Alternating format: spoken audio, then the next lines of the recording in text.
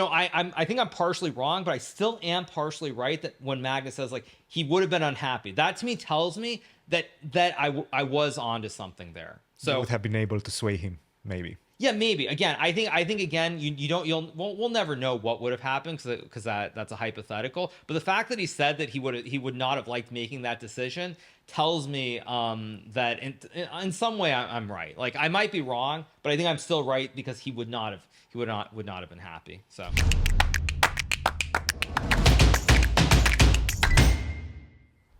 All right, we are rolling. We are here with a very special guest episode. I think it's episode 4 or 5. It doesn't really matter. We are here with a man that needs absolutely no introduction. Hikaru, welcome to the show. Welcome to C Squared. It's good to be here. This is the first time I think I've done a podcast in person, so it's just great to be here with you and Fabiano and just stuff that supports the chess community. It's really good for everyone. Thank you very much for joining us. We actually just finished the Ultimate Moves. Tell us a bit about that. How is your experience with Ultimate Moves? Yeah, so I mean, I've been coming here to St. Louis for many, many years now, and Ultimate Moves is an event that it's traditionally takes place between Rex and Randy with a lot of the top players, and it's always a fun time. I think for the players, it's a good chance to relax when we're competing in the Sinkfield Cup or the Rapid and Blitz or 960, whatever it might be. Generally, we're very serious about it, so to be able to relax and just chill and analyze lines and just have fun, it's always great. So I enjoy it. And the trash talk is a lot of fun as well. Fabiano, how about yourself? Did you have a lot of fun? Yeah, it was fun. There was some good trash talking. And it's nice to relax around people that you normally have to compete with and have to play against. And it's usually very serious, as Hikaru said. And now we can just kind of let off steam and the result doesn't matter. Nobody cares.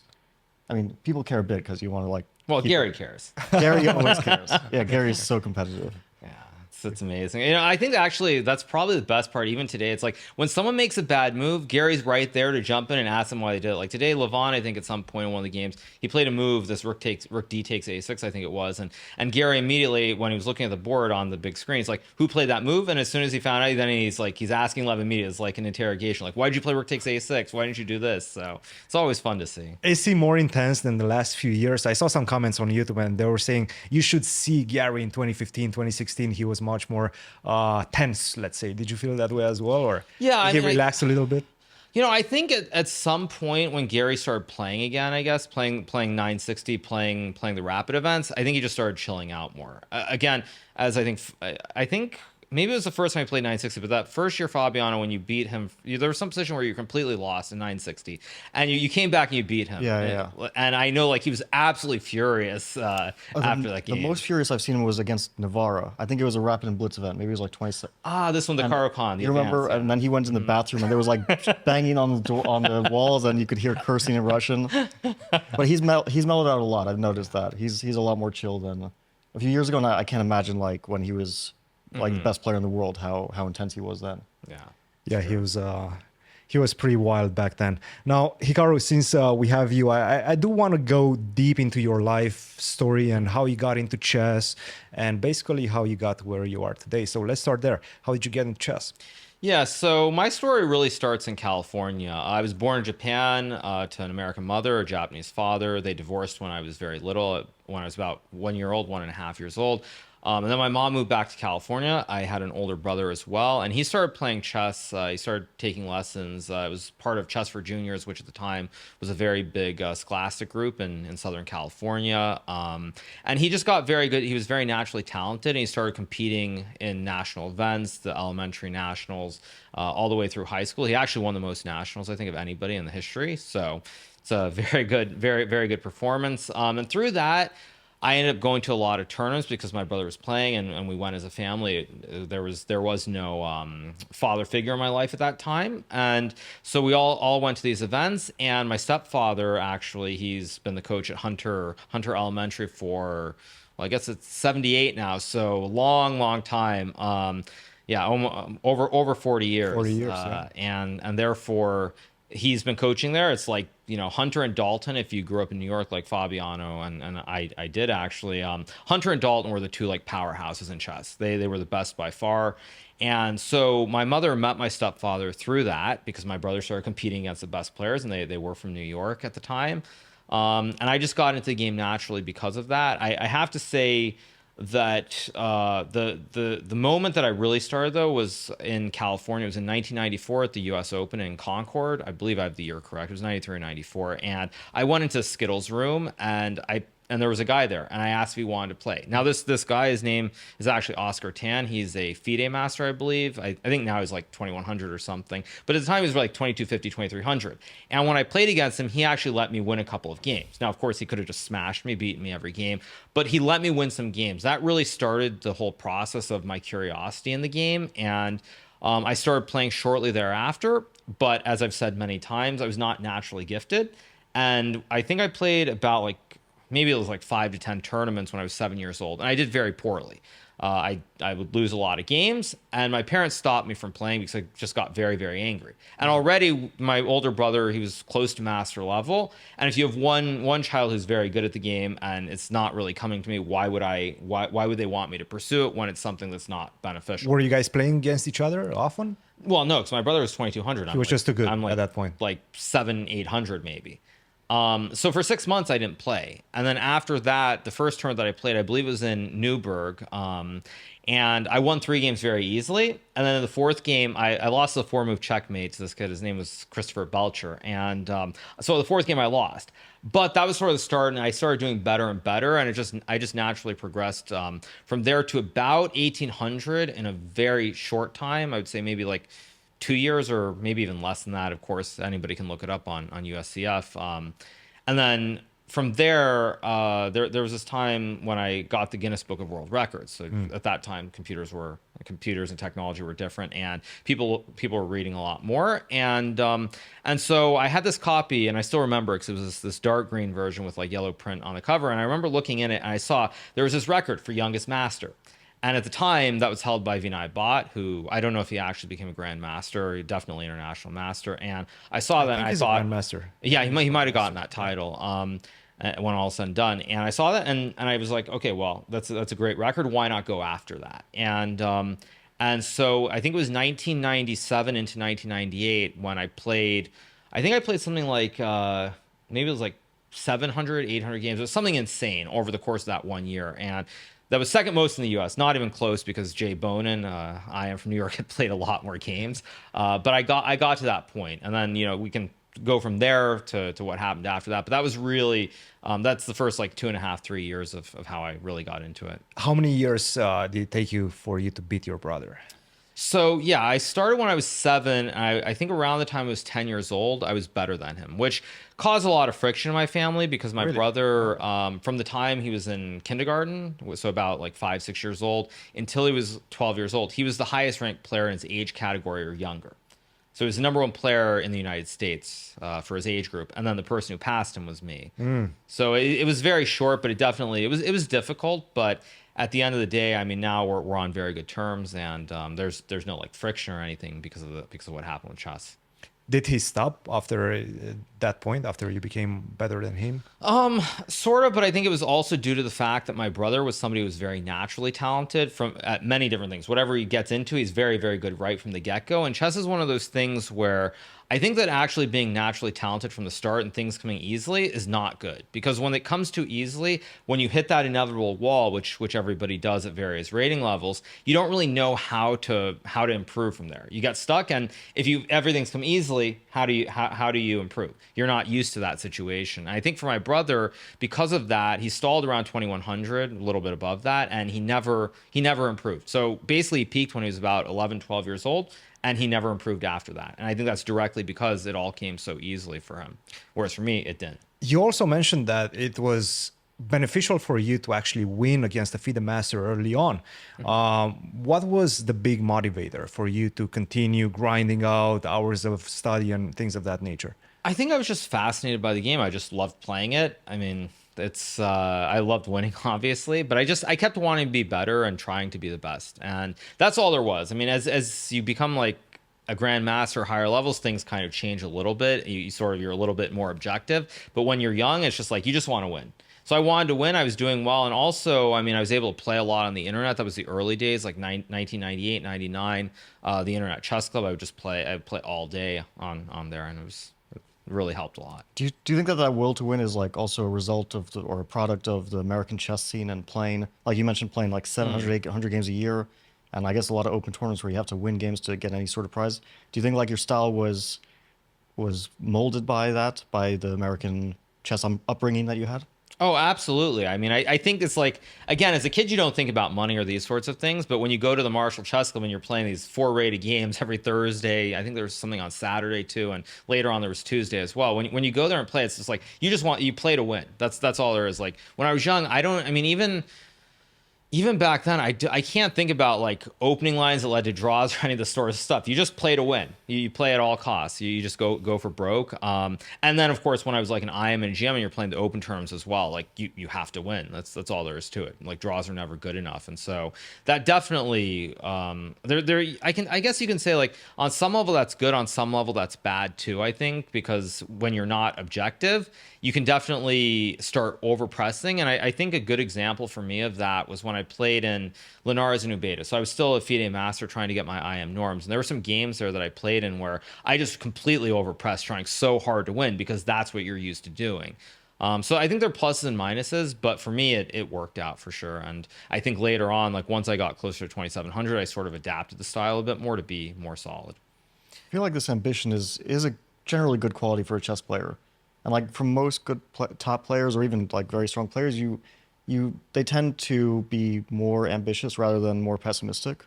Yeah, absolutely. I mean, you have to have the will to win. I know, like, all of us have our different styles, of course, but at the end of the day, I mean, you can see somebody like Vishu, who seems like the nicest guy in the world, but underneath that veneer, like, he's very, very ambitious, very aggressive. He wants to win every game. And so I think all the top players are the same way. They have that will. They want to win no matter what.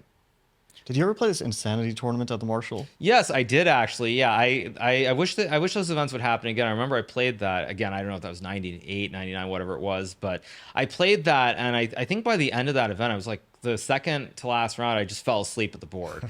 I remember that very well. Yeah, that was a great event. So just for the viewers, like this was an event where all the rounds would start at bizarre times, and they would go into like early morning. They would like begin at like 8:27 and end at 3:30 in the morning or whatever the time was. I think it started at 7 p.m. and it wasn't 24 hours, but I think it started at 7. I think it ended at 12 p.m. I think it ended somewhere around noon, as I recall. Okay. Something like it wasn't a true 24 hours when I played it, but I think it started at 7 p.m. and then it ended at noon the next day. Is that even legal? I mean, I think some places I feel like in Texas they might have done a true Insanity where it's like 24 hours. Oh wow. They might have done the true one, but still, yeah, those were fun times. So I remember that very well. I never played one of those, but because I was a kid and my dad was like, "No, you can't do this. You can't play that one." When did you guys meet the first time? Oh, must have been at the Marshall, like late 90s, right? Probably. I don't even know. I mean, I remember the game that we played in the New York Masters Tuesday event. Yeah. The one where you played that Queen B6. You played Queen takes. Yeah, defense, I remember. I was white and yeah. I lost that game. Yeah. But does anybody still have that game? I think it's in the database. It's in ChessBase for sure. Yeah, because they broadcast those. That was the big event. Like 2003, I think it was like 2005. And the New York Masters every Tuesday night was like the biggest event you could find. All the Grand Masters played. They had maybe like first prize, I think, got close to like $500-$600 a couple of times. It was it was a great event. And also, this was the return of Gata in like 2003, 2004, around then. Mm-hmm. And I remember like people were talking about the return of this great chess player. I didn't know who he was, and there's some speculation like, is it Bobby? And okay, it was. I mean, Gata came back, and then a few years later, he was playing the World Championship, which was one of the most amazing like redemption stories in chess that I can think of. Who are your heroes growing up?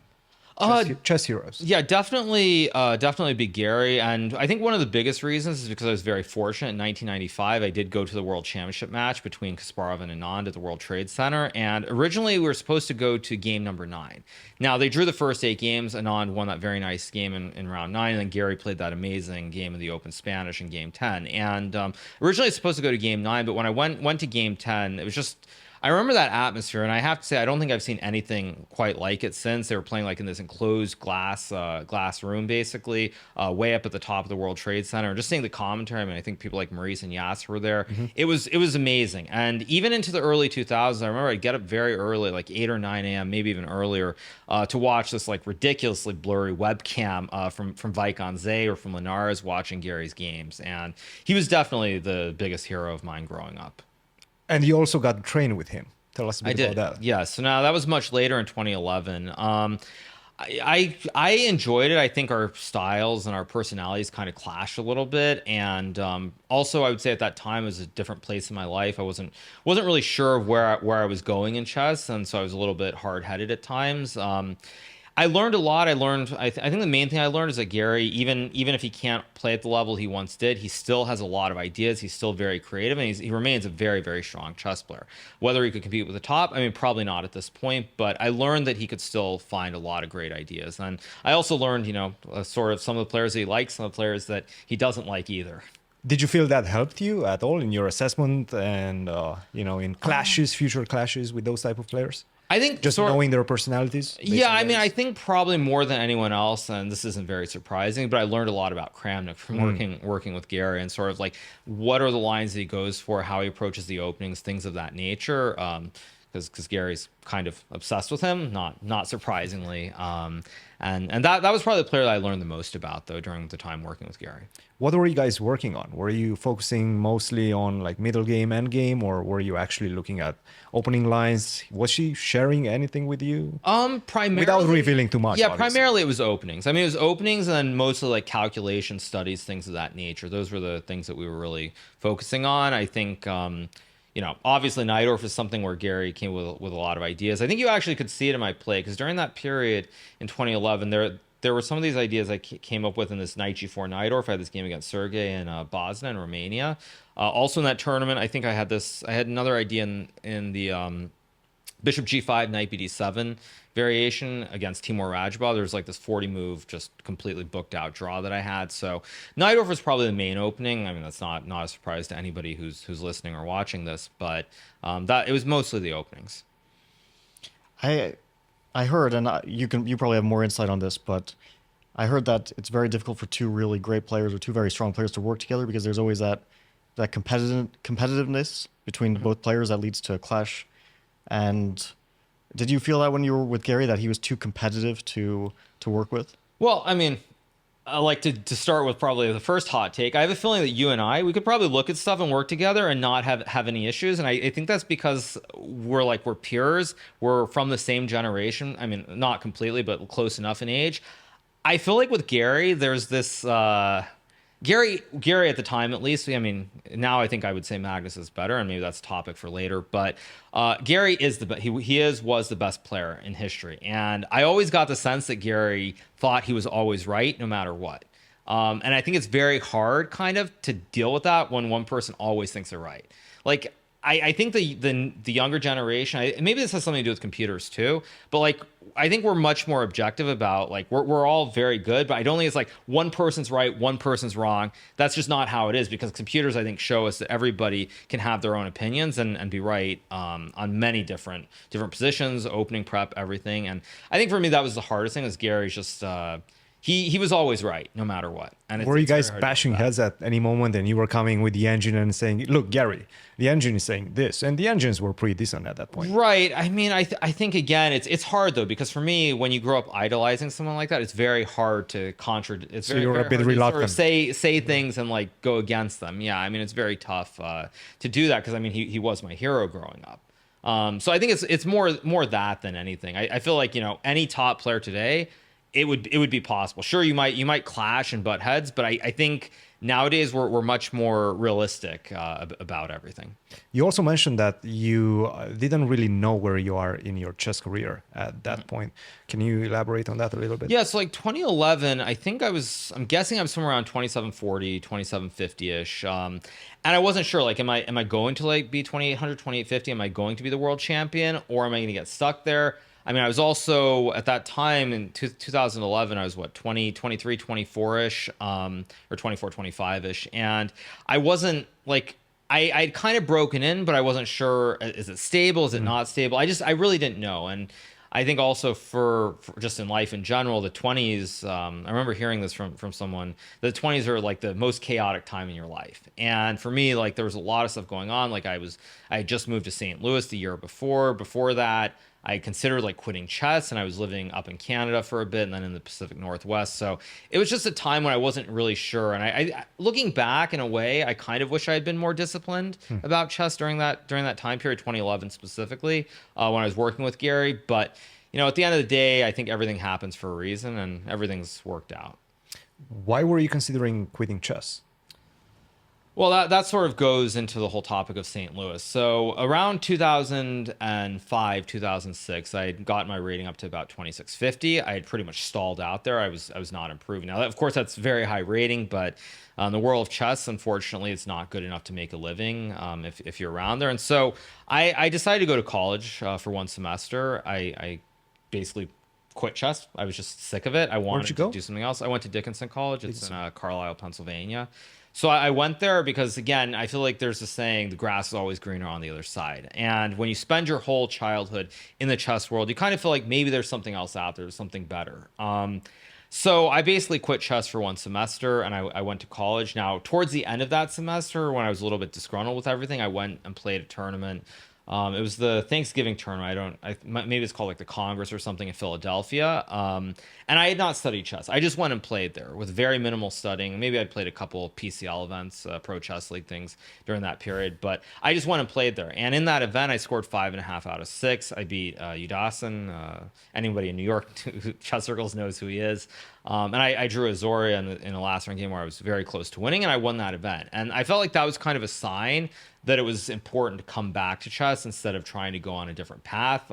That's not the only thing, of course, but it really felt like it was worth it. And then once I came back, the results came pretty quickly. I think it was in 2007. I won this tournament in Barcelona. It was this casino event. I played this great game, one of my best ever, against Krasenkov, the Polish grandmaster, and just kind of went from there. But I wasn't sure what was happening.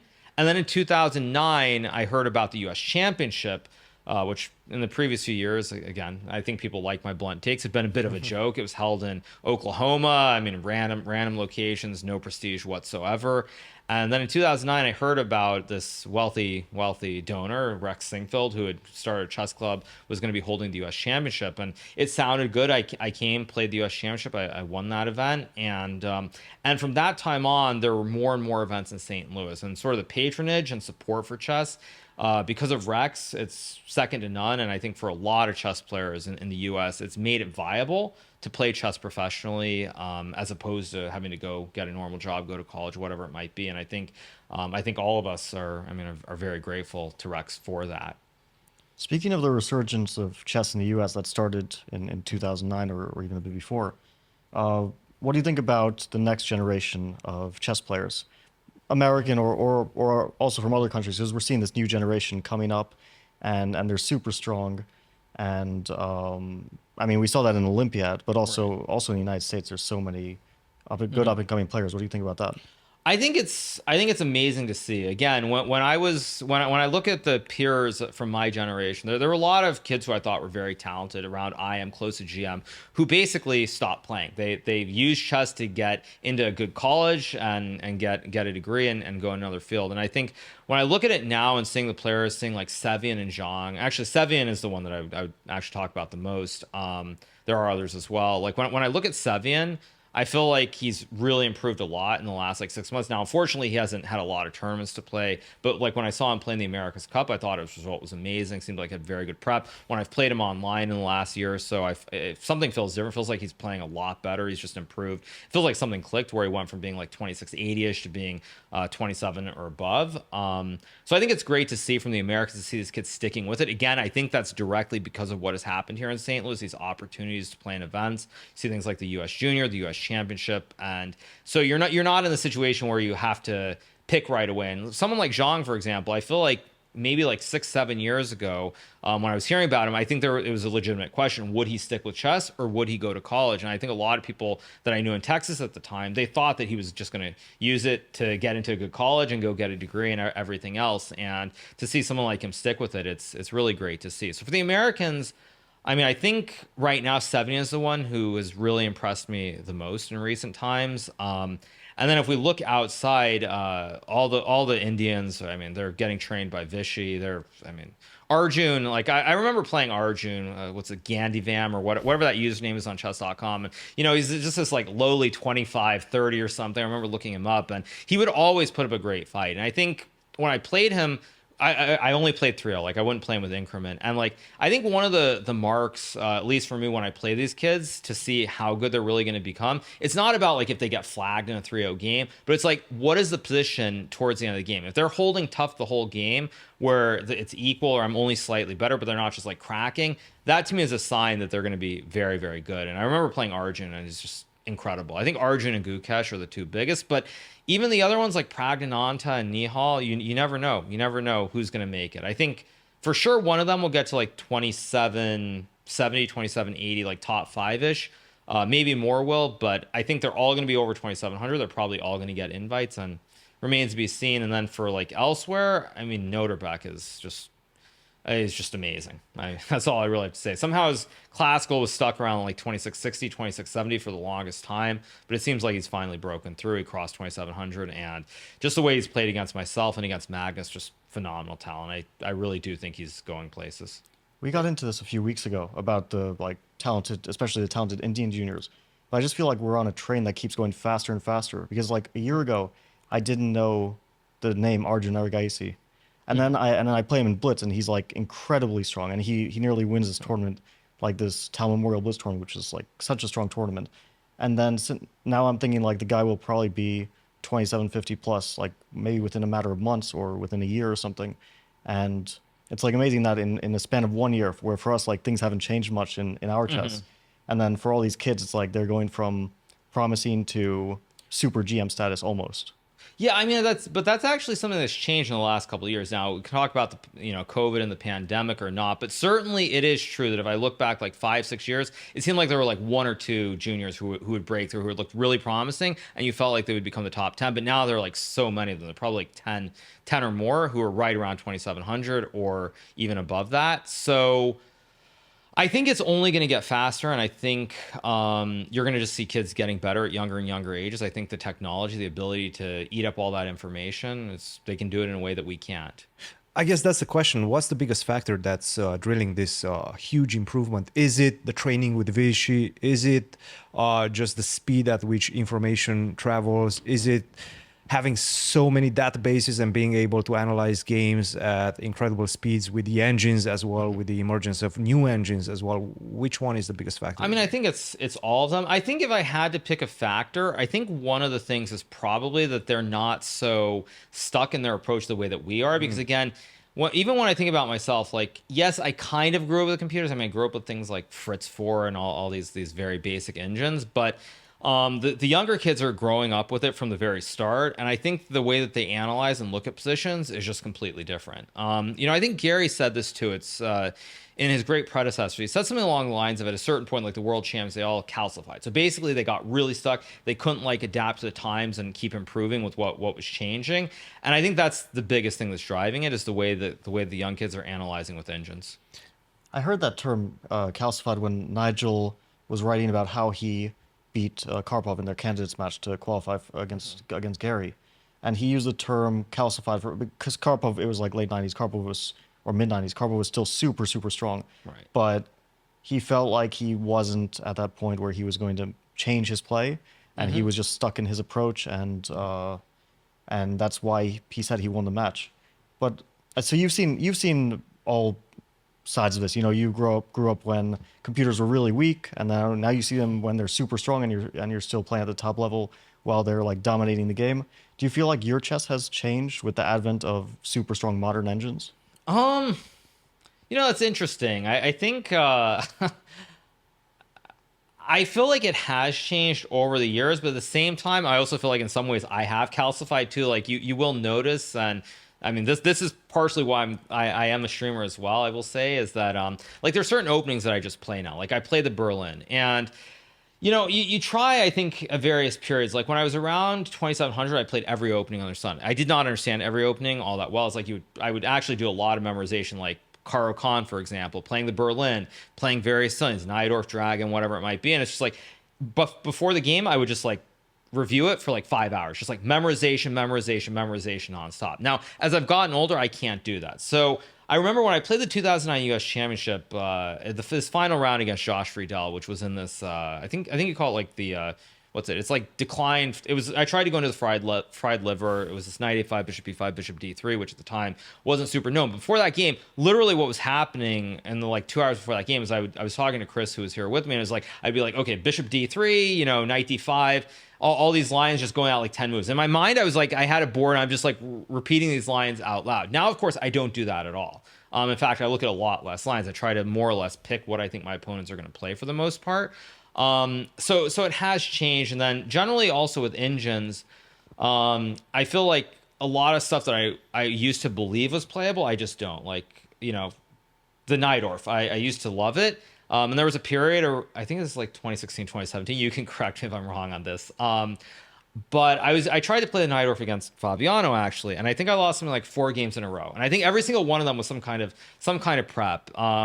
And it's like that also kind of, when that happens, you lose faith. It's just like, okay, I'm just going to play one opening and that's that. You just don't want to gamble anywhere else. So it definitely has changed over the years. Because of engines in terms of how I look at it. Like I think I'm much more pessimistic about trying to be creative than I was when I was younger. But also when you look at the younger generation, then I think they're very wildly optimistic.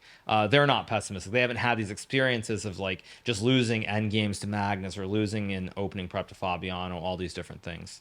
So do you feel they're more fluid in their approach when it comes to openings, for example, just being able to jump from one opening to the other nowadays? Yeah, absolutely. I think for sure that's true. Again, I mean, I think a lot of his experience, and maybe you'll see them go and start playing 1 or 2 openings as opposed to playing everything. But I think that optimism is very, very important if you're trying to get to the top. I heard Vichy had a similar approach to what you mentioned, which was like the emotional aspect of like you lose a game and then you don't want to play the opening anymore. And he was playing Topalov, and the first game he plays the Grunfeld, and he gets crushed. It has nothing to do with the opening. The opening is fine, but he just scraps the entire Grunfeld for the match, which was like his main opening preparation. And you mentioned like negative emotions affecting, and I can understand how that would be, that even though you know something's good, you just don't feel like it. You just don't feel like you want to be in that position again. Right. I mean, on the other hand, though, there are other people like MVL, for example, we talk about the Najdorf, and he doesn't care. He might get bad positions every game, but he's just going to keep playing it. Like, I mean, I feel like he's just some kind of masochist or something because he just, every time he just does it. Gets a bad position. I mean, yes, he loses fair share. I mean, he wins some. Some of those games are draws, but I mean, that game against Lev, for example, in Sinkfield Cup, it's just like, I just don't know how you can continue to want to play the Najdorf after a game like that, because it's like, even if he had found some right moves and equalized, it's still like he's still an end game. And when you play those openings like the Najdorf or the King's Indian specifically, you're looking for the fight. You want the fight, but there are all these different ways that you can just play for like this very small advantage. And then if your opponent plays the best moves, like, yeah, it's okay, but if you don't, you're just suffering and loss. And I when I was younger and I played the King's Indian, I didn't mind losing games in the King's Indian. But then when your opponent plays something like, G3 systems, or Gligorich, or any number of these systems, you're just like, okay, but where's the fun? Where's the fun in it? Because you're ready for the fight. Like, it's okay if you lose as long as there's a fight. But then when you just like, you have to play against some quiet positional line, you're just like, ugh, it's just so frustrating. But on the other side of that, like the King's Indian specifically, you won so many nice games. I remember against Vichy, against Gelfand, like all these sacrificial games you broke through on the king side. Like, do those positive emotions did it ever make you feel like I need to stick with this opening even though it's a bit dubious? Well, at the time, everybody was ready for the fight too. People wanted the fight. Like that's how chess was played. Like if you look at the Najdorf and you look at Garry when he was playing in the 90s, like everyone would play these very sharp lines. Like that was the style of play.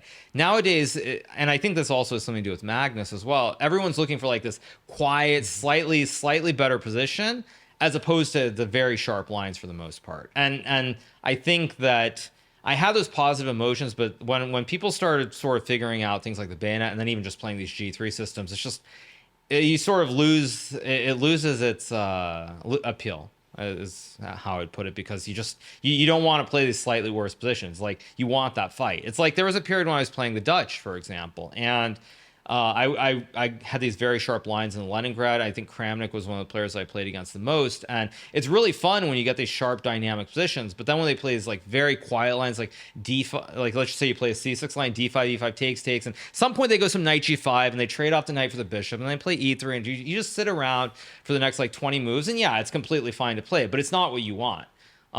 So I had those positive emotions about the King's Indian, and I used to have those about the Najdorf, but you ruined it, Fabi. So it's Sorry your about fault. that. I mean, to be fair, you beat me in a bunch of games before that, and at some point I was like having my worst record against the Najdorf because you beat me in Moscow and in Zurich and probably somewhere else as well. And then I got some revenge later. Yeah, so there was like a mixed bag there. Well, I mean, to your credit also, yeah, that was the opening that everybody went into because you had a bad score against it at the time. So I mean, you worked it out, and that makes sense. But You created a monster. Yeah, this guy, his last 2 wins came in the All my Najdorf. wins are in the Najdorf now. That's it. He's winning in the Najdorf. well, I mean, actually, if you look at my Canada's tournament, my winning, I beat Ali Reza, and I think there was one other game, right? Or am I crazy? Is there one other game in the Najdorf, or was it just? No, there's one other game against Duda. Yeah, I beat Duda. I beat Duda and Ali Reza. So 2 of my wins were in the Najdorf as well. So, yeah, it's just, you have those positive emotions, but I think at some point, it's the spirit of the sort of position you want out of that opening. If you never get it anymore, it's like, it's really, really hard to do it. You can do it here or there, I think, but it's too much. And even Ali Reza, for example, in Canada, his biggest mistake was that he tried to play the Najdorf. He played the Najdorf, I think, because his approach was he wanted to be very aggressive, try to win every game with both colors. And then, of course, when people are playing these silly lines like, A4 or H3, or there's so many of these silly lines, or E5, these lines with E5, Knight F3 that are just dry as paint. It's just like you're not getting what you want. And so I think if you're playing it just because you want to have a game, that's one thing. But if you're playing it because you want the dynamic positions, and your opponents realize this and they just don't do that, I think it's just it saps all your motivation for sure. Let's speak about the candidates, actually. How did you, well, at least, when did you feel that you're ready for the candidates? When did you feel like you actually have a clear chance, a clear shot at potentially making it to the candidates? Because you were streaming a lot as well. So obviously you weren't spending 8-9 hours a day preparing for the candidates or for the Grand Prix and whatnot in preparation for the candidates. When did you feel you're getting that chance to actually make it to the candidates? I think after the first Grand Prix, I felt like I had a chance. I mean, this is also probably a bit of a hot take, but I think one of the big differences with the pandemic is I felt like younger players got much more serious about chess. It didn't like really change anything for them. I felt like a lot of the older players, they became lazy and they actually stopped studying chess as much. So I think that is one thing that changed, and I think I got very lucky in the first Grand Prix because the group I was put in, it had 2 players who were older. Now Grishuk, obviously very, very strong player, but again, someone who's a little bit older. Bakro, another player who's older, and Asipenko was the last player. Now he is a junior on the rise. But because of the group that I was in, I think I got lucky with that seeding. And once I won that first Grand Prix, I knew that I had a chance. Although the second Grand Prix, pretty much the worst thing possible happened because Rapport won, and I think Anish was another player who did well. I think there were 2 players that I didn't want to do well in that event, and they did very well. So it definitely wasn't guaranteed. But after the first one, I knew I had a chance. And I think actually, if you're asking for like the exact moment, I knew that I think it was going to happen. It's when I beat Lev in the third and final Grand Prix with the white pieces in the 4th game, because that one I lost the very first game to Lev, and so it started off very, very poorly. But that I think also has a lot to do with the fact that being a streamer and things kind of changing, there wasn't the same pressure. I think all of the results that I had post-pandemic would not have been possible in a pre-pandemic world because I put too much pressure on myself and I had too many nerves. So none of that would have happened otherwise. When did you get serious about streaming? Was it around 2018? Because I remember we were doing this camp for the candidates and we were actually watching you. And I think you were just at the beginning starting to stream, but it was already, it felt like there's something there. Is that when you felt like? So, I mean, I can actually pinpoint it I can't pinpoint the exact days of the timeline of what happened, but it was in October of 2018. So don't. No, you were already like playing the match by that point. No, But no, there no. was this We were tournament- watching sometimes in January. No. January of when? 2018. 2018. Was that Yeah, the yeah. Pro Okay. Chess League that At we were Miami. That yeah. might have been for that would have been for fun. So like the origins of when it became like serious it's October 2018.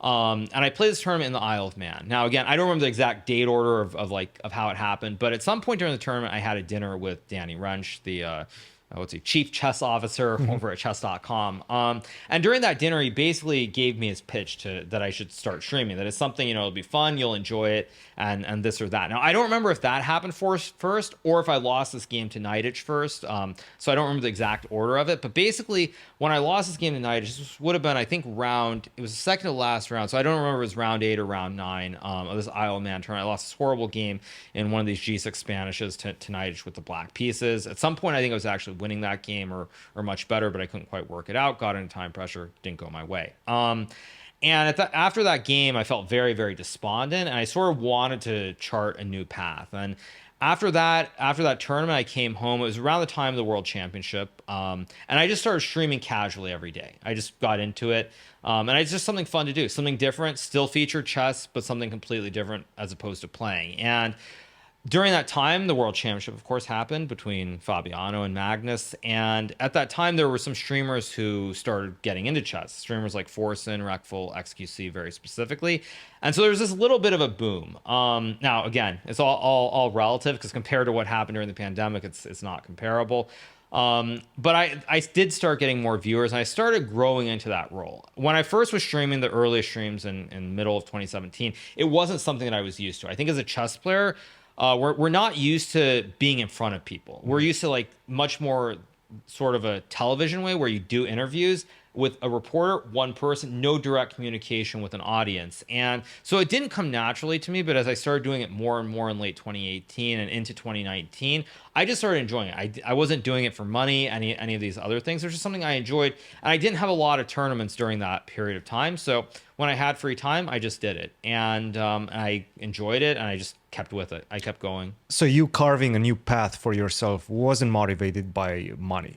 No, It was financial. It had nothing to do with money. I mean, I've said this before, like chess.com gave me some minimal money to stream, but I did it because I thought it was something fun to do. And, I think in streaming, again, this is part of a bigger conversation, but I think when you look at streaming, one of the biggest mistakes I think that people, and this can apply to chess or other fields, and this also I think can apply to like YouTube as well, is that people have to realize that when you get into it, one of the most important things is being genuine. If you're doing it just because you see a way to make money or get rich or whatever it might be, the audience will see through that. And so I think that's why it's very tough as a lot of people now.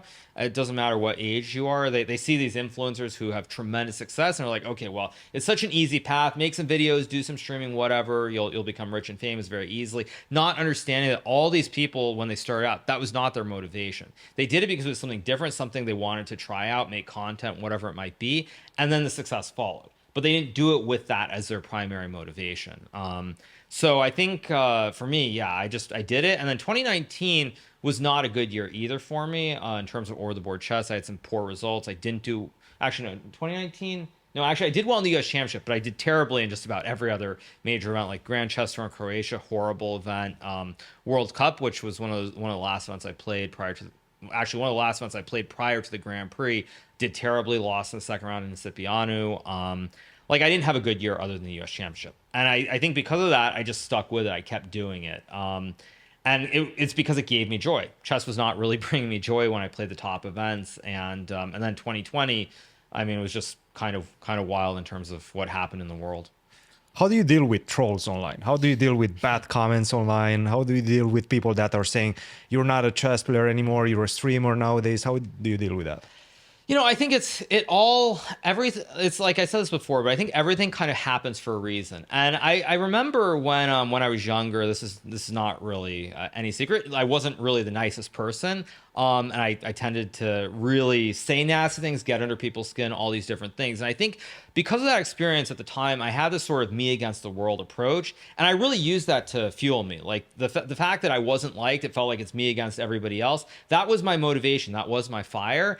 And so in some way, like I'm older now, obviously things are very different, but I can still use that and channel that to give me motivation. I have to say, I mean, of course, everybody's familiar with this, but I have to give a huge shout out to our chess, because every time that like before these like Grand Prix events, when they were like saying, okay, he's going to do terribly. I think someone said they were going to like eat a chessboard or something if I qualify, like that. I was still able to some degree to channel that. And then like when I'm actually streaming, like mostly it's in good fun, but I'm used to it. And so I just use that as like sort of motivation fire. I always have. That sort of echoes like how I feel Fischer viewed things when he was, because it was him against the world. Was that like one of your inspirations when you were growing up, because there was that American connection? He was such a huge figure in American chess. I mean, I don't think it was that specifically.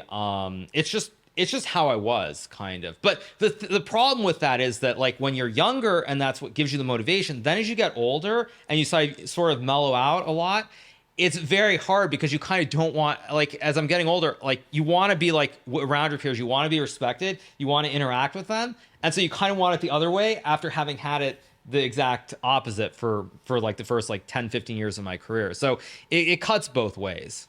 But you're also pursuing those type of feelings, right? And those type of drives that got you there. What do you mean? How exactly? Based on the, bad comments and everything, you know that that's going to drive you to actually pursue excellence, right? Kind of, but again, as you get older, sometimes you just like you don't want that kind of, because you change, you mellow out, you become a different person over time. Sure, you're a better but yes, human, but still, I still have that in me. It's still in my DNA. You miss that a little bit. I can use it. So I do still use that from time to time. But again, I think when you're online, you do realize there are a lot of people who will say those comments, and they are trying to get a rise out of you. It's one of the hardest things I think to deal with being a streamer, is not letting it get to you when you see a lot of those sorts of comments. But I just sort of assume that at the end of the day, the majority of fans who are watching are not like that. I can obviously tell that very clearly. And so I brush it off for the most part. There are times that I can't brush it off. Obviously, you stream for a long time, you get annoyed, various this or that. Sometimes you can't ignore it. But for the most part, I look at this, I sort of look at the viewers, I look at the positive comments, and overall, there are a lot more of those. I've done some streaming myself as well, and the consistency for me is the hardest part. And also it gets to a point at times where I just feel burned out.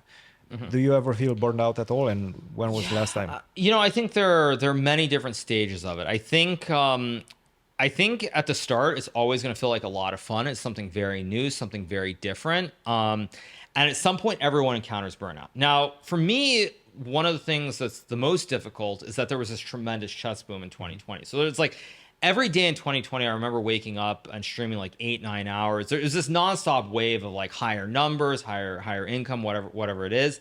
It was like everything was trending up nonstop. Every single day there was some new thing that happened that was phenomenal that never happened before. And after that, I definitely felt a little bit of burnout for sure into 2021. But at the end of the day, there still are those fans who come back. And when I look at the fans, and you look at how many of them write those positive messages, in the back of my mind, I know that I'm doing something that people enjoy. And that's sort of how I deal with it. It's just like I'm able to internalize that I'm doing something that a lot of people enjoy. It gives them happiness. And so, I mean, maybe I'm unique in that regard, that I'm able to just sort of look at it that way, but that's really what drives me more than anything at this point. It's the fans who have been coming every day for years and years. And, it's like you helped me during this very rough time, whether it was a divorce or somebody dying or all these different life circumstances changing. That's really what gives me the motivation to keep going. Rishuk mentioned that in 2020, while everyone was sort of not sure what to do with their chess career, that you were super active and playing all these events, online events. And it's not like the traditional way of training chess, but he thought that it helped you keep your chess sharp. Do you feel like that was the case? Well, what's really funny about the whole thing is that at the end of 2019, I played this tournament Tata Steel in India. I believe I won that event, but I decided not to play Gibraltar, which I think I've won like 4 or 5 times. I always play. I play that, or like I play something in January, and I usually there's something like in March, maybe it was Zurich or something like that. But I decided at the end of 2019, like I was not going to play for 5 months. I decided like the results aren't good. I'm a little bit burned out. I'm not going to play for 5 months, and then like come like March, Aprilish, I'm going to study for like 3-4 weeks, get ready for the U.S. Championship. So I actually wanted to get like back into over the board chess, and then of course everything changed. I think again, I think it comes back to what I said earlier. I think all the junior players were they were used to studying it. Only helped them.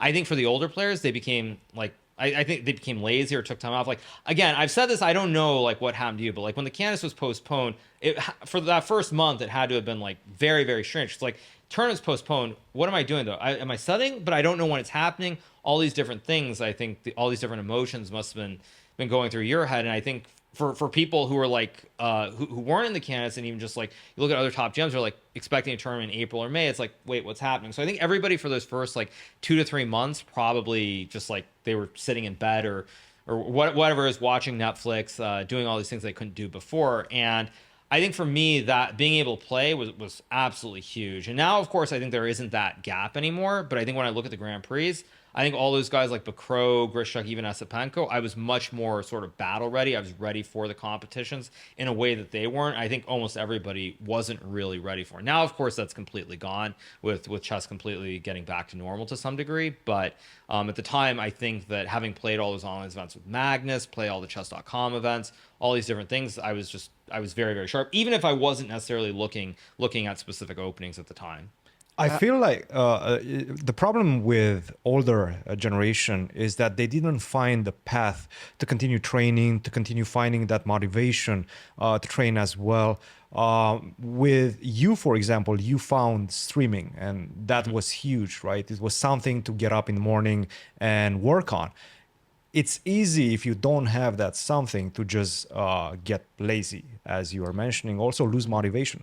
Well, it was a very, I mean, it's so what once in a century event that happened. I think as chess players, we're so used to studying chess every day. We're so used and then to going to play. And like, so the reason, of course, the biggest reason you study is because you have tournaments. Like you have this tournament next month or next week, whatever it might be. And for the top players, at least, you have a pretty general idea going forward, probably at least 6 months of what you're going to play. So it's very clear what you're looking forward to. And then when suddenly you don't know what's happening until who knows when, I think it's you don't know what to do with yourself, because I think the motivation is driven from the fact that you're competing in various events around the world. So it completely changes. And for me, I mean, streaming, I mean, it changed everything really. Like I can't express that enough, that all the results I had would not have happened before because I would have been too nervous. I think, if I just think about this game against Levon that I played in the third Grand Prix. I looked at the Berlin, I looked at the Petrov. That's pretty much all that I looked at. And even in the Petrov, I just reviewed like a couple of sidelines, and I had this one idea in the Berlin that I had been sitting on for a while, and that's all I did. But I know that if it was pre-pandemic, in my mind it would have been like, OMG, like this, if I have to win this game, this is the only way I qualify for the candidates. If I don't qualify for the candidates, what exactly am I looking forward to? The only thing that matters is getting there and potentially to a world championship match. So like if I look at that difference, like I just relaxed, I did a little bit of review, nothing too crazy before that game, but pre-pandemic I would have gone way over the top, and then I would have had these nerves, all the stress, because it's all that matters. And so everything was just wildly different because of what happened. Shit, that's an interesting point, because I feel like, at least in the candidates, like the level-headedness is really important, and like raw ambition, just it's important to have ambition, but raw ambition just doesn't, at some point there's diminishing returns, and at some point it's even damaging to your chess. Like I think with Ali Reza we saw this, right? That he was, and you mentioned he was so ambitious, and for example, like even with like Tamor in the candidates, right? I mean, okay, he didn't qualify or anything, but he still had a good tournament, Right. despite having like probably no ambition at some point during the tournament, being -2 and finishing +1, and also you mentioned that with your game against Lev, right? That not like pushing yourself super hard actually gave you a better result than if you had, put all your like nervous energy into it. Right. I mean, I think that's one thing I don't know how to put it, but that's one thing that strikes me as being a little bit off in the world of chess, is that you have the candidates and the world championship, which have much bigger prize funds and have much much more of an impact than just like winning like say the Sinkfield Cup, for example. Like it's such a different scale, and to me it's a little bit odd that that's the case, because then of course everyone puts so much more pressure on themselves. It's not. And again, I don't know, actually, probably someone can run stats, but I do feel like in the candidates, people play much worse than they would play just in a normal top level event. Because again, it's a winner take all. Top player makes it to World Championship match. If you make that match, you'll make like $500,000 or $1 million. And because of that, it's just like it changes. It doesn't feel like it necessarily determines who the best player is. It determines who has the best nerves, who's like able to control it the best under pressure. And I think for me, I actually learned that when I played the 2016 candidates.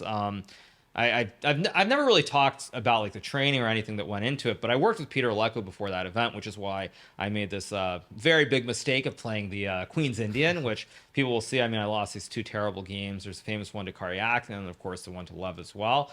And I was like looking at chess like 10 hours a day, looking at all these different openings, but right up until literally the day before the event, and even during the event, looking like 5-6 hours. And I felt that doing that, I mean, it harmed my chances irretrievably. I mean, there was no chance of me ever winning that event from the get-go.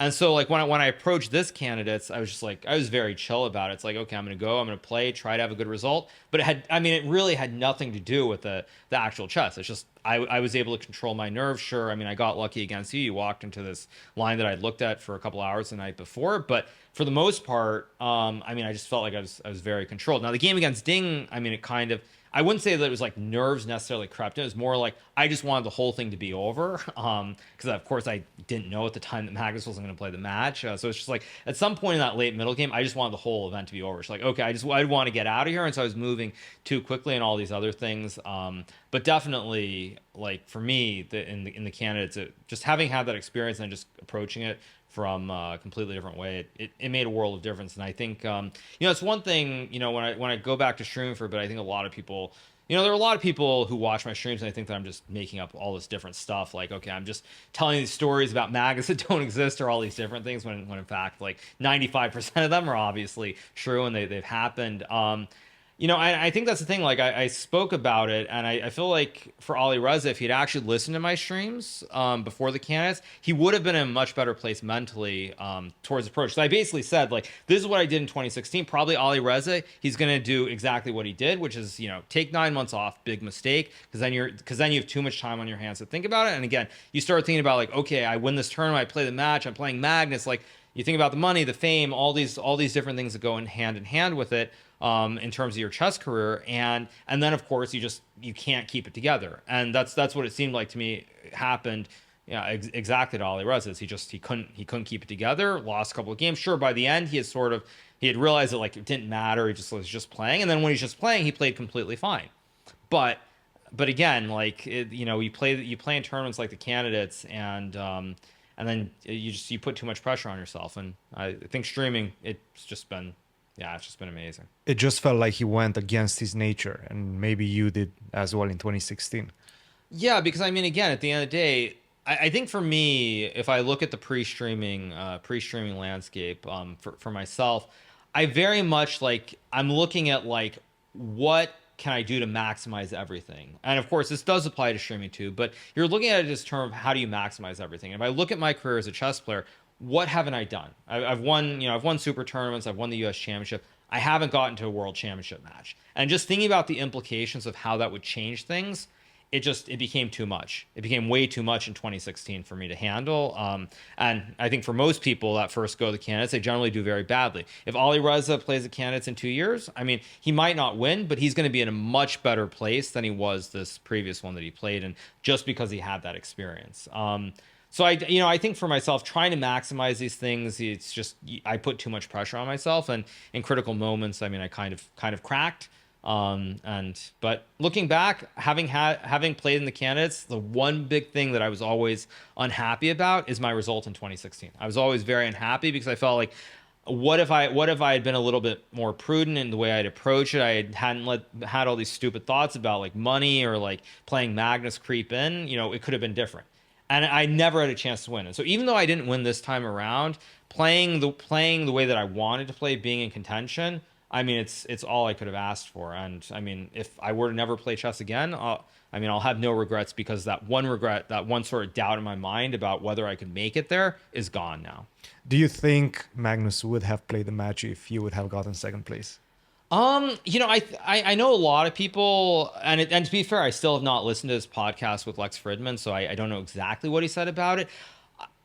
I will say that I'm going to take him at his word that having said that he wouldn't play, he wouldn't have. But I do think in some way I'm also right, because while he said something along those lines, he did say that he said something like he wouldn't have enjoyed making that decision. So, I think I'm partially wrong, but I still am partially right that when Magnus says like he would have been unhappy, that to me tells me that I was onto something there. So You would have been able to sway him, maybe. yeah, maybe. Again, I think again, we'll never know what would have happened, because that's a hypothetical. But the fact that he said that he would not have liked making that decision tells me that in some way I'm right. Like, I might be wrong, but I think I'm still right, because he would not have been happy. So I feel like he would have definitely played a match if you had won or if Ali Reza had won. Like, this is because he would just find it very fun. Right. But do you think like his approach in how he expressed his feelings before the tournament and didn't make them 100% clear, rather than just saying after the tournament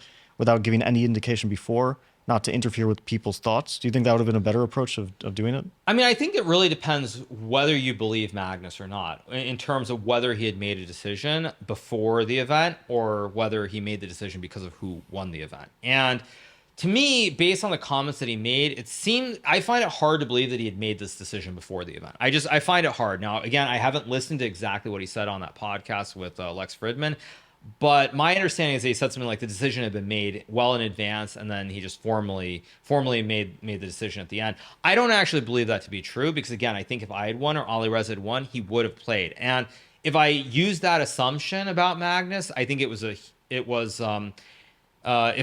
I take him at what he said, then I think it's a mistake. If I think that it was a fluid situation and the decision he made was based on who won, I think it's kind of okay. I don't think it's great in that situation. But if he had made up his mind like he said he had 6 months before, I think he should have let everybody know. I think he should have let the world know. And by not letting the world know, it changed the whole dynamic of the tournament. Do you think he's going to come back if the system remains the same, if he has to go through the candidates? Do you think he's going to try to come back to the World Championship match?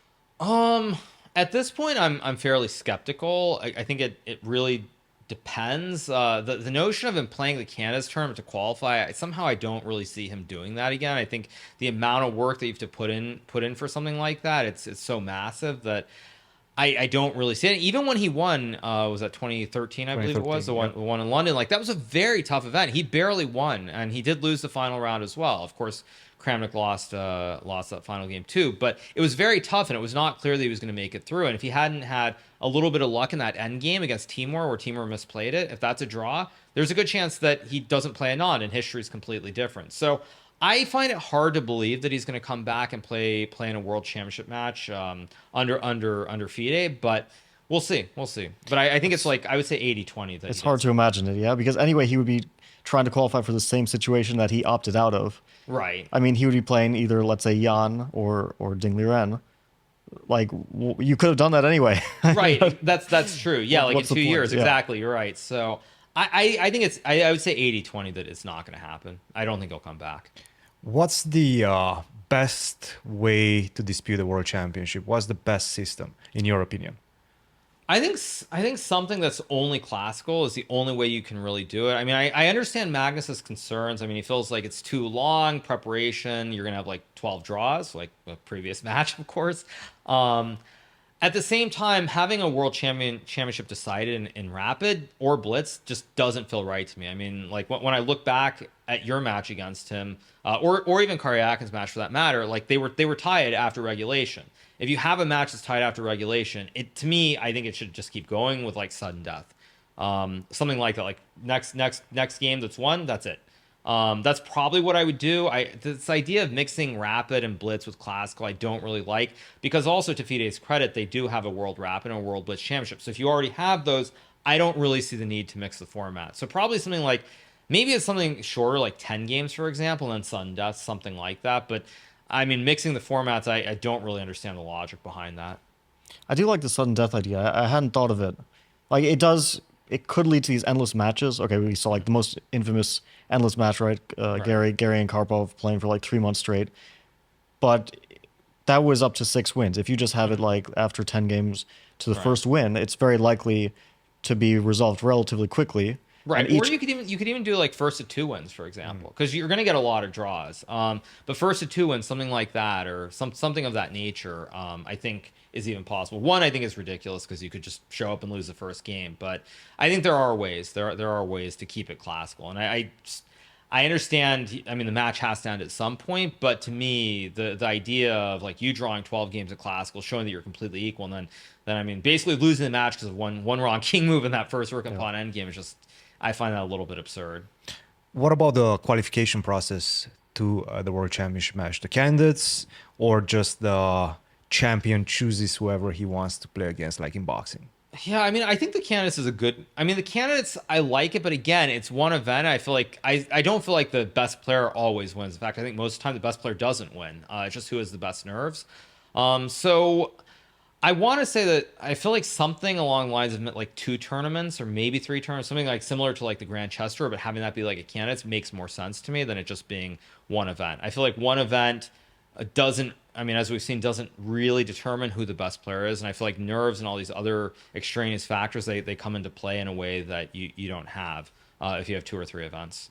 I think it's just completely different. So probably something like that to me would be better. Something like the Grand Chess Tour, but like Grand Chess Tour candidates.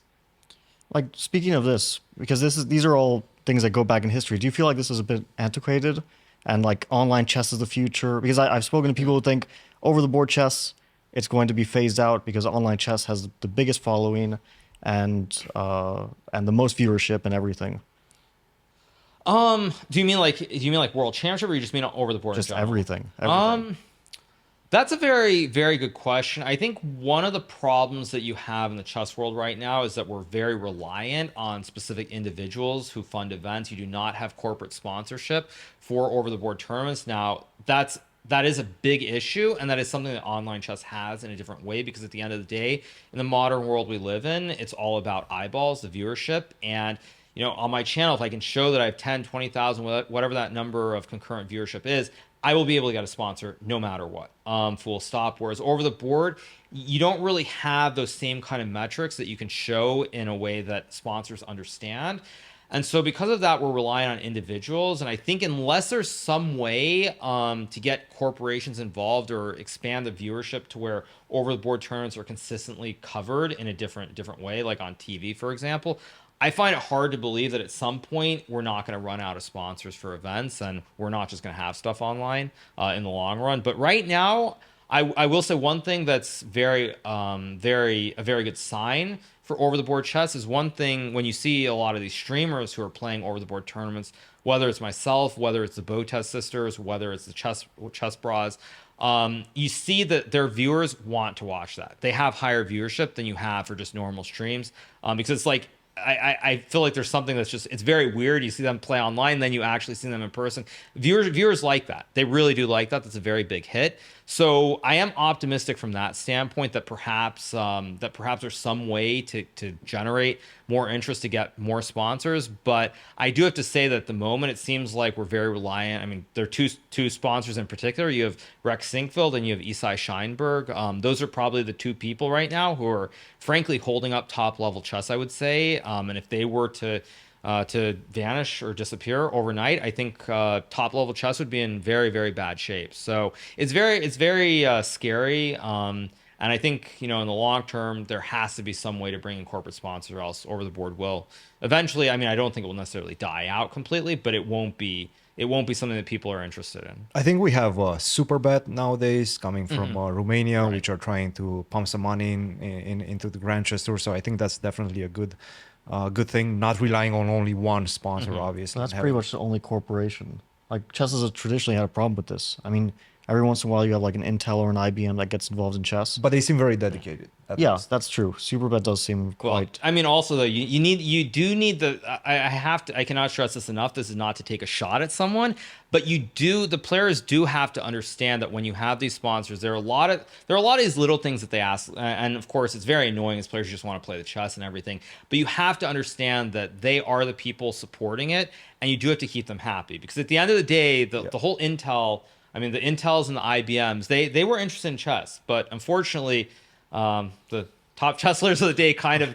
Are we going to name of, any yeah, specific name? kind of pissed them off, to put it mildly. And unfortunately, they retreated, and they're as far as I know, they're gone forever. They have no interest in doing anything with chess again. Yeah, well, at some point they got interested a little bit again, but it's always like one or two people in the company, and then they move to a different division or something, and it just gets dropped. Exactly. It's always some very small thing. It never goes like straight to the top where you have real. It's like also there are other examples too. So like in Seattle, there was this time period when there was America's Foundation for Chess, and they were very big. They sponsored the U.S. Championship, U.S. Women's Championship. They were doing a lot of scholastic programs, which they still do, fortunately. But basically, the main person driving all of that, at a certain point, he got dismayed by some of the things that were going on in the chess world, and he just stopped funding it.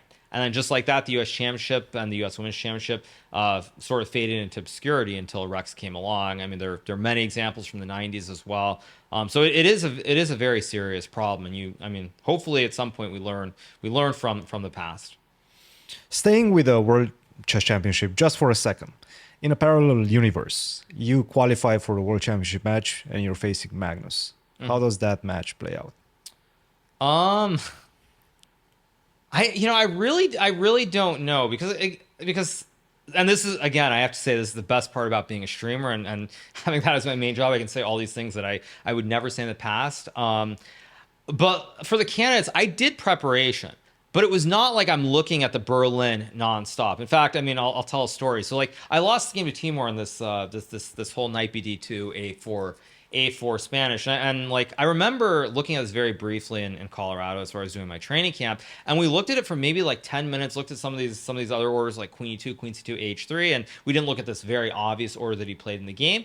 And I just looked at it. We looked at it for like 20 minutes, and that was it. And it's like, okay, this isn't much, and then you move on to something else. So I don't know. I mean, in my mind, I feel like if I did that in any opening in a World Championship match, that would be I would probably get punished for that in a different way than in the candidates. So I probably would study a lot more. Again, I don't really know how it would go because I feel like with Magnus, I feel that what I'm able to do against other players is somehow what Magnus does against everybody. And then when I try to do against Magnus, it just doesn't work.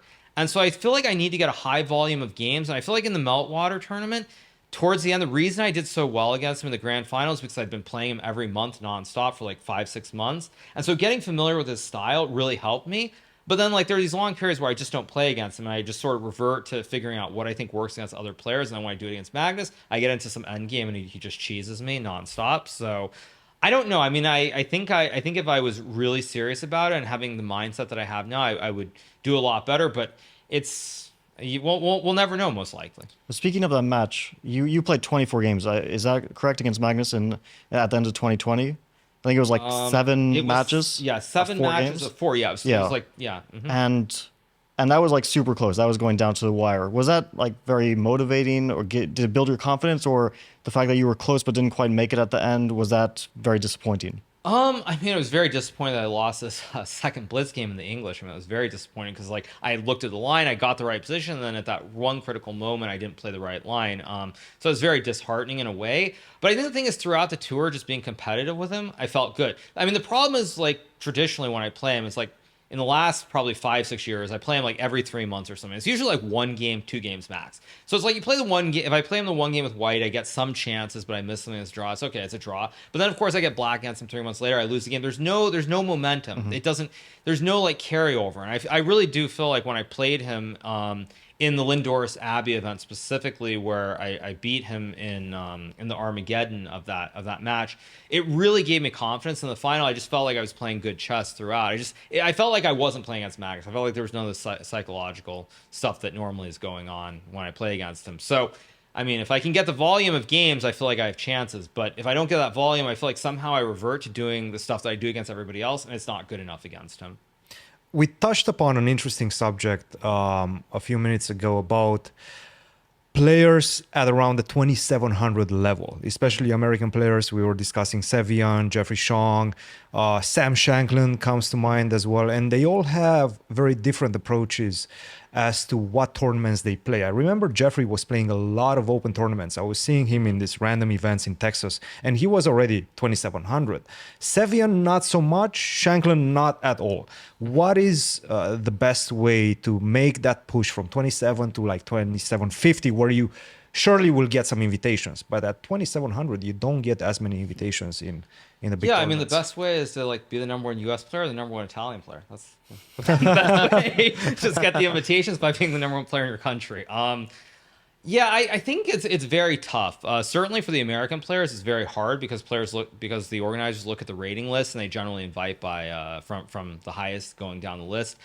I think everybody has a different style. I think when I look at someone like Sevian, he's a player who strikes me as somebody who could just mow down a bunch of 2600s. His opening repertoire, he tends to play a lot of very sharp, dynamic lines. Sam, I feel, is a little bit too... he's too professional. I think he's somebody who's worked a lot with other top players. He's worked with me. He's worked with Magnus.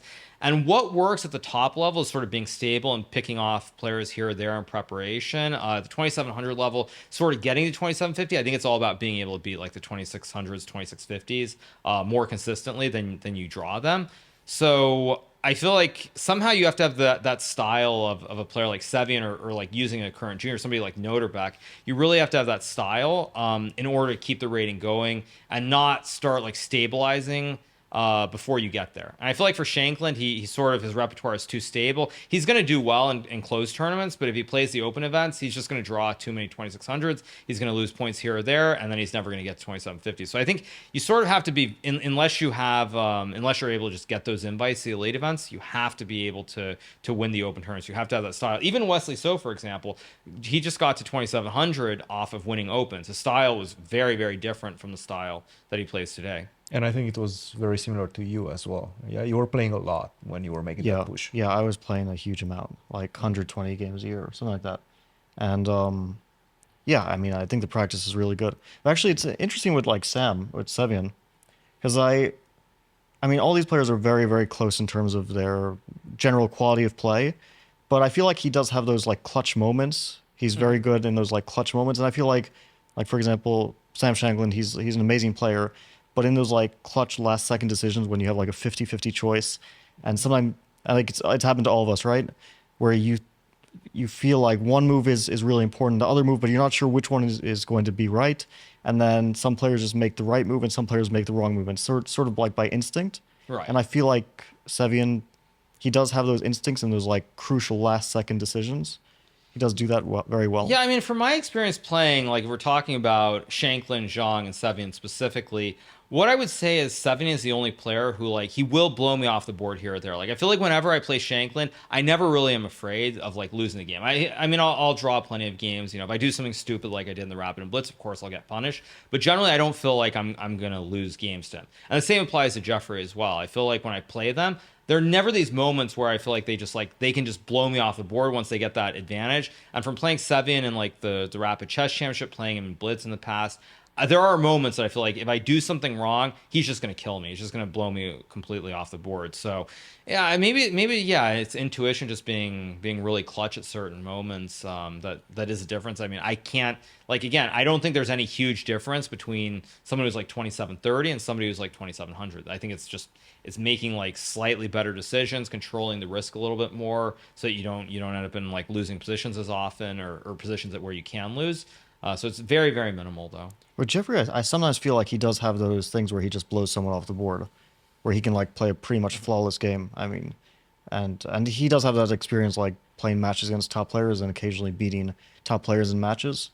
But yeah, maybe with Sam Shanklin, he's already so established as like a general, like, let's say top 50 player, and he's so used to that role that maybe he doesn't have like the youthful optimism that the younger guys have. That's true. Yeah.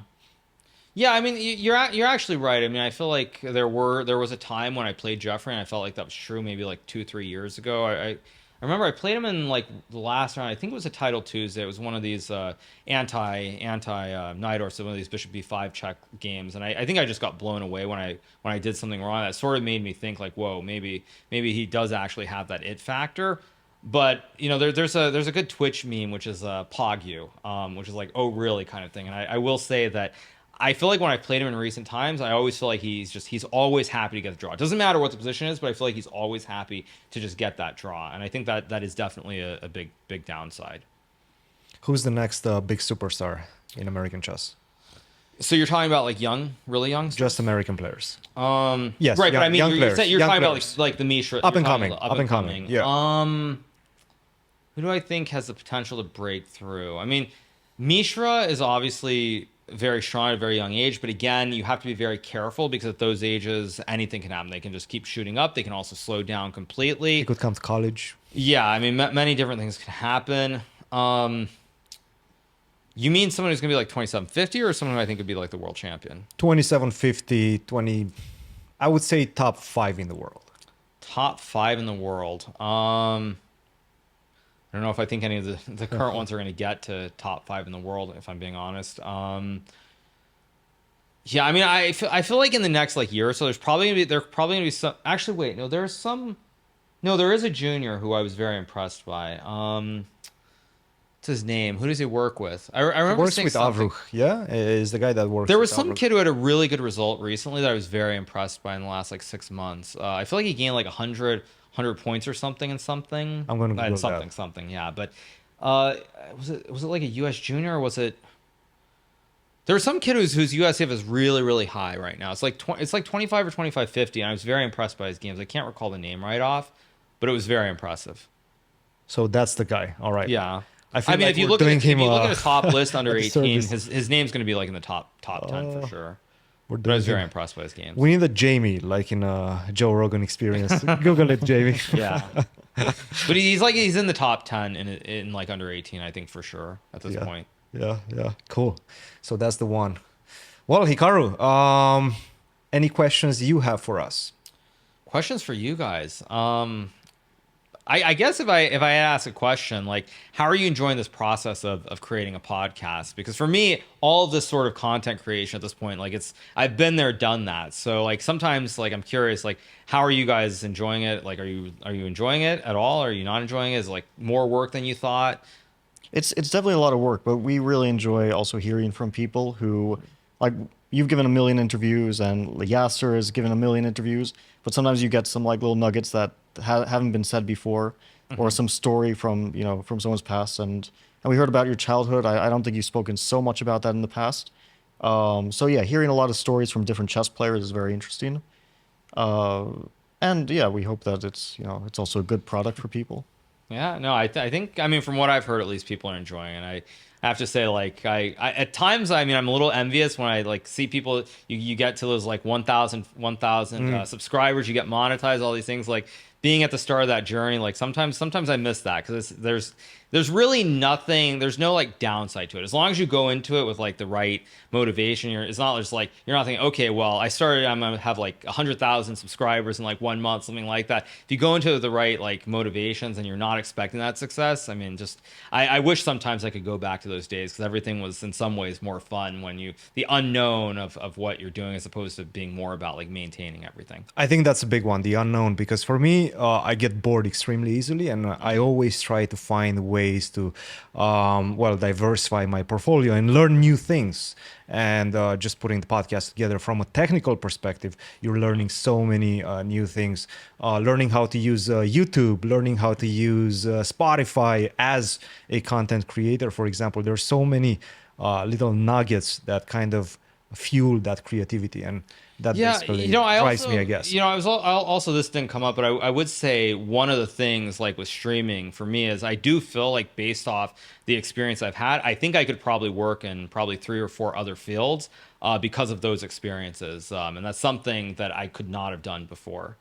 So I would say that I think that's a huge beneficial thing for down the road, because even if something like the podcast doesn't lead anywhere, you still gain valuable skills for potentially other careers as well. Before we sign off, anything else you want to add? Any thoughts, words for your fans out there? What's next for you, Hikaru? I just keep going at it every day, trying to create a product that people like. I'm really proud that I'm able to do so much coverage of events, whether I plan it or whether I'm just doing commentary. And I think all this stuff is very, very good for the chess world in the long term. And I'm just really glad that everybody enjoys it. I mean, at the end of the day, the fans are the ones who basically make or break you. And it's amazing to see there's so much support, both for myself, but also honestly for the entire chess community, both in real life and also online. I think when I look back at it, I think none of us, whether it's myself, whether it's people like the Chess Bras or the Botezes, I don't think any of us could have imagined where it's all gone. And I'm hopeful that even for top players now, there's more publicity, even for people like Fabiano. I think I think I speak for everyone actually when we talk about your commentary you did on the World Championship match. That was like really, really good. A lot of people really enjoyed it. Appreciate and it's just great to see that chess is doing so well. Well, Hikaru, thanks a lot for joining us, and I'm sure we'll hopefully see you again on the pod. Appreciate it. Absolutely. Thank you, Hikaru.